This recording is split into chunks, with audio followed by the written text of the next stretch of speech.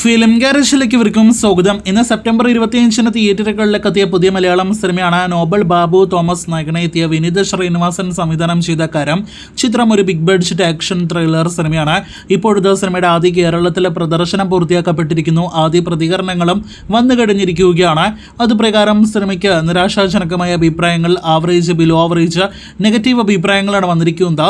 ഒരു പക്ഷേ വിനീതിന്റെ കരിയറിലെ തന്നെ ഏറ്റവും താഴെത്തട്ടിലുള്ള സിനിമയായിട്ട് കരം മാറുന്നുവെന്ന് ആദ്യ ദിവസത്തെ ആദ്യ ഷോയ്ക്ക് ശേഷമുള്ള അഭിപ്രായങ്ങൾ നോക്കുമ്പോൾ തന്നെ വ്യക്തമാകുന്നു. രണ്ടാം പകുതിയുടെ തുടക്കം ആദ്യ പകുതിയേക്കാൾ ഭേദപ്പെട്ട് നിന്നുവെങ്കിൽ പോലും പിന്നെ സിനിമ താഴേക്ക് പോകുന്ന ഒരു കാഴ്ചയാണ് കണ്ടത്. നോബലിനെ കൂടാതെ ഇവാൻ വുക്കോമാനോവിച്ച്, ഒപ്പം തന്നെ മനോജ് കേജിയൻ, ബാബുരാജ് തുടങ്ങിയവരൊക്കെ സിനിമയിൽ അഭിനയിച്ചിട്ടുണ്ട്. അഭിനേതാക്കളുടെ പ്രകടനം, മ്യൂസിക്, സംവിധാനം, ഒപ്പം തന്നെ സ്ക്രിപ്റ്റ് എല്ലാം തന്നെ താഴെ പോയ സിനിമയിൽ ആകെ ഭേദപ്പെട്ട് നിൽക്കുന്നത് സിനിമയുടെ ടെക്നിക്കൽ മേക്കിംഗ് മികവാണ്.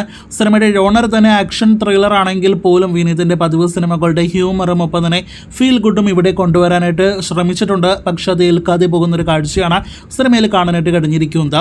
അപ്പോൾ ആകെ മൊത്തത്തിൽ കരം എന്ന സിനിമയ്ക്ക് ഒട്ടും മികച്ച അഭിപ്രായങ്ങളെ എല്ലാം ലഭ്യമായിരിക്കുന്നത്.